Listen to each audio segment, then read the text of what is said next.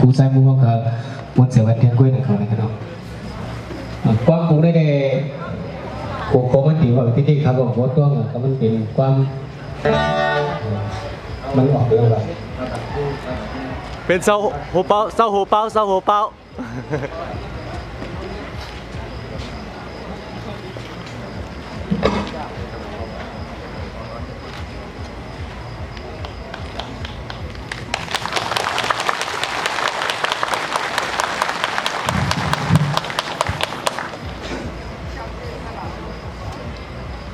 ฮัลโหลออกมาสูงพี่น้องเขาเสื้อเล่มหดมาเพียวเนื้อปังป่วยปีเมืองไต้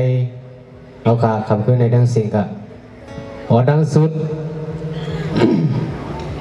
ข่าวยนกระว่านับยำไว้ซาถึง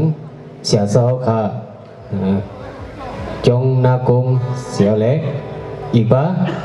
ย้อนตรงตักถึงนับยำถึงผู้บอลลงเขาขาเสียซึกนะครับเนาะและผู้อยากคุ้นลงหลายๆก็เขาอยู่ที่ในเสนับยำถึงกูเศร้ากูก็กูคุ้นทั้งหมดทั้งสิ้นอยู่ครับ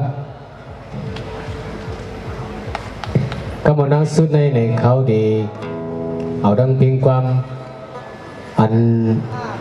สู้นะครับเนาะคำคืนในเขาคาอยู่ก็ซื้อก็หาแล้วเขาอัน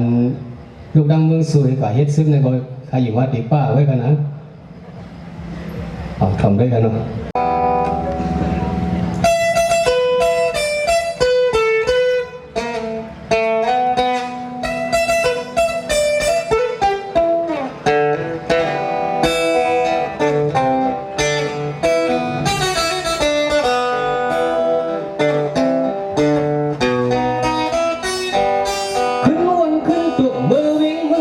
ก็หันเลดังเฮา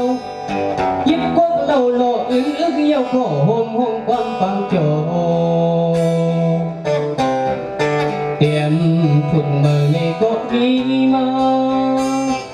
เตรียมถุดออกปันเพราะว่าเฮาหาเสียงเลี้ยงมือสู่โมนัดความซึ่งมันเกินย้อนนัดให้เฮาเสียวพร้อมกัน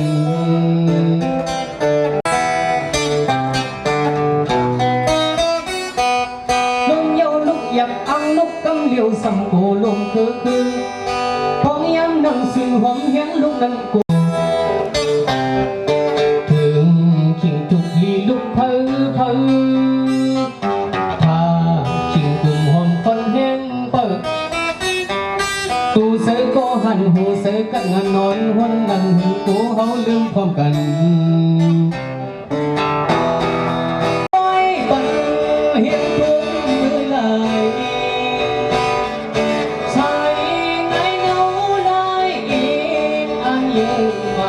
สังเกตวันนั้น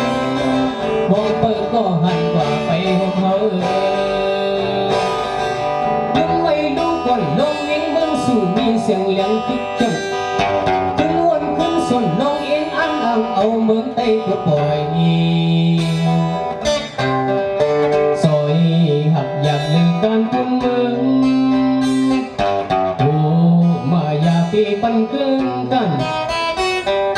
ตีเตียงพึ่งหือตีหางหือของเขาตึกกินหัวซื้อยิบกองกลาง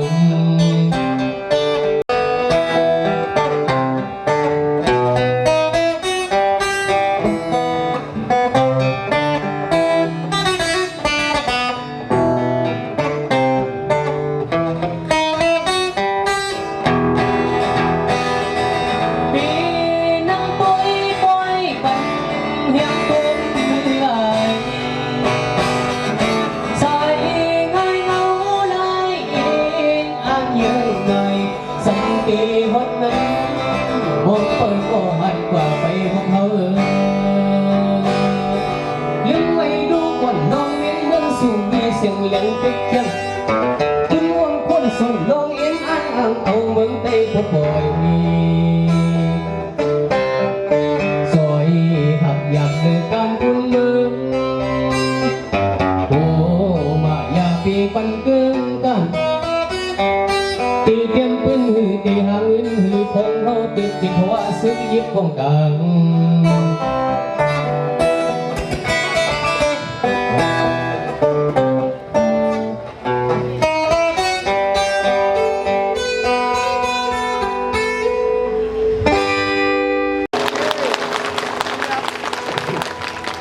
สืบมวลใส่วันความของคู่มัวกับอันบินความบ่อู้กันเนาะ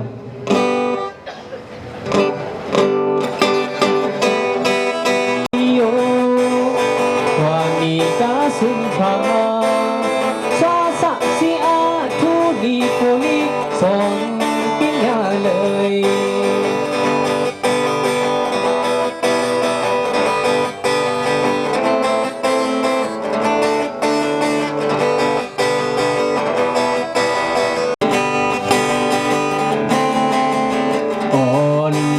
บรรลุ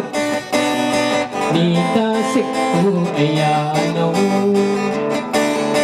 มานี้บรรดาฮันนี้พระวังคำวังทีตั้งตันกษาทูนี่คำที่จุดคือหาทางผู้เดาโมอ่อนดาวังคัดซาสนลิกไหล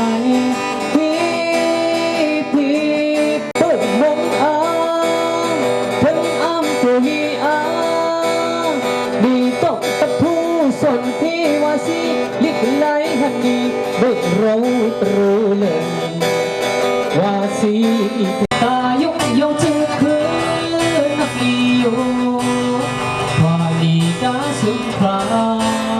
สองสักษาทุนีปุลิสนปิญญาเลย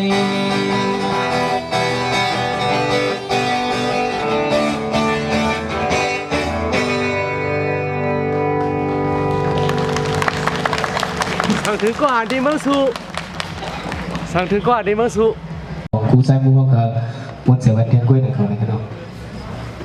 ความครูได้ในครูโคมันตีว่าที่นี่ครับผมโคตรต้องก็มันเป็นความมันออกเรื่องแบบ เป็นเสาหัวเป้าเสาหัวเป้าเสาหัวเป้า